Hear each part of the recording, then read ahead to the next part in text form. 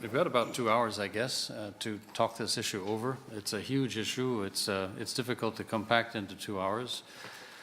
We've been talking at the plenary level on a lot of global issues, a lot of macro thinking, a lot of macroeconomics. But I think in this group we should be allowed to get a little bit down into some tall grass and talk some specifics about the sector. We've got a collective public policy objective here, basically, of providing abundant, affordable, secure, clean energy to more of the world's population than benefit from it now. That last bit is to deal with this concept of energy poverty, which is not specifically on our agenda today, but has been prevalent throughout the discussions we've been having up until now. We may want to touch on that anyway. We're doing this conversation in the context of a struggle going on in Durban. We've got about 193 countries in Durban trying to find some way forward on the climate change agenda. They are still in meeting in plenary now, I understand, and are still looking for some kind of a way forward to 2015 and a roadmap to find out what kind of an institution, what kind of a mechanism, what kind of framework could conceivably replace the Kyoto Protocol, where we've already heard some countries say specifically we will not sign on to a subsequent protocol, making the discussions rather difficult.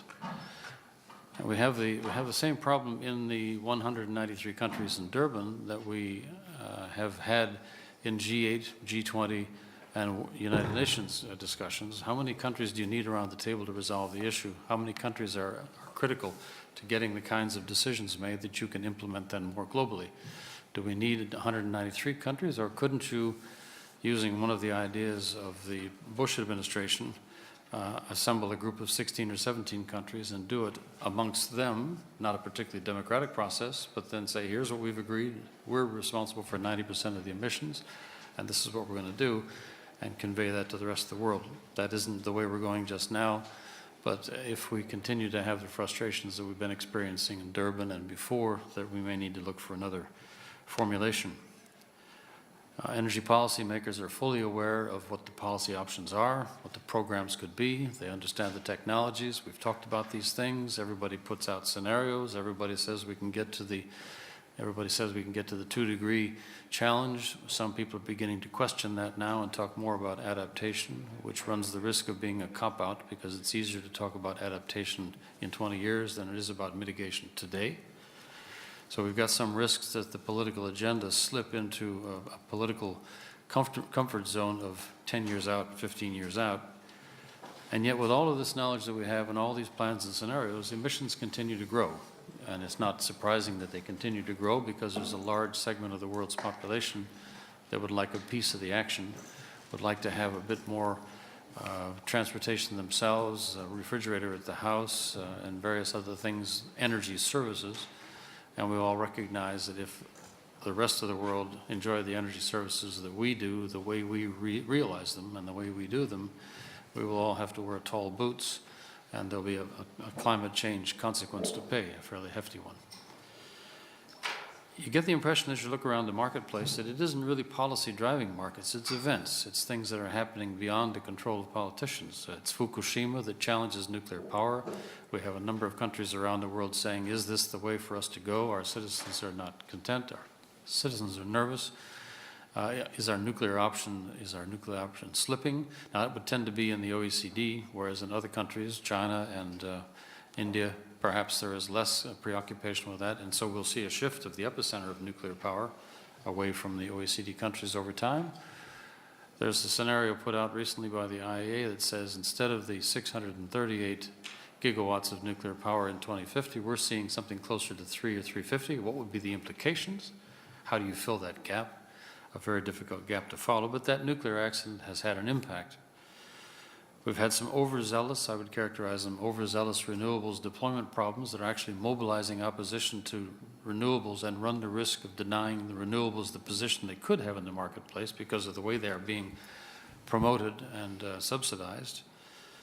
We've got some negative, the biggest one, and the least sexy one to talk about, is that all of the negative cost options and availabilities of efficiency seem to be waiting. It's the low-hanging fruit. We talk about this low-hanging fruit for the last 20 years, and it's still hanging there. It's still low, but it's rotting on the trees.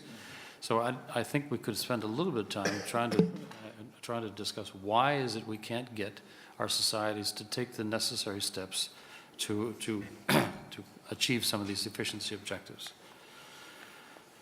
Biofuels are making intrusions in food markets. I'm sure that our food security guys over here in the other room are going to be talking a bit about that. Have we got those programs right, or are we servicing a different agenda? Is this about agriculture, landscape architecture, or just politics?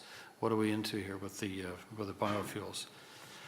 With fossil fuels at $100 a barrel, the peak oil guys are having a rough time because the $100 a barrel is stimulating resources emerging in funny places. The shale gas revolution that we've experienced in the States is cascading now into shale oil. And if you look at what's happening in the Bakken deposits in North Dakota and Montana, you say to yourself, my goodness, we're moving now from shale gas to shale oil, and at $100 a barrel, we can probably afford to do that.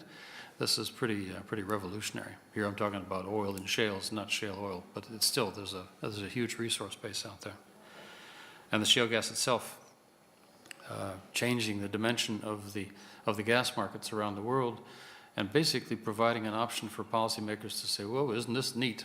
This is not coal, this is oil, this is gas, it's got half the carbon content, it's much more versatile, we can put it in here, it backstops nuclear, it backstops renewables, it facilitates the investment challenges because it's an easy return, and so why don't we just build this gas carbon bridge further into the future, which means you're delaying the encounter with sustainable energy sources and the lower carbon options. So as I say, the things driving energy markets don't appear to be policy, and I don't think this is a good time to expect policymakers to buck up. This is not a time of high political courage. We've got too many elections going on. The economy around the world is too powerless, and it is not a time when politicians make difficult decisions. So we've assembled a panel. We're going to come at this in different directions. We're coming from a corporate perspective. We'll come at it from a financial analysis of the merits of companies' comportment in the marketplace. We'll take a look at some of the carbon options and some of the things that are happening in managing carbon or understanding where carbon fits into these equations and how we can get at it.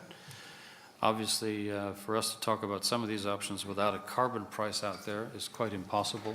That's one of the major challenges we have not met yet. We'll follow the order of the people as they appear on the panel. So we'll be starting with Manuel Lepoutre from Total. I'm not going to go through bios because we have been kindly provided bios by the organizers. But if the companies are not known, generally you might just take a minute or two to say what your company is trying to do, where you fit in the equation, so that folks have a sense for your orientation. We know where Total fits. Manuel, the floor is yours. And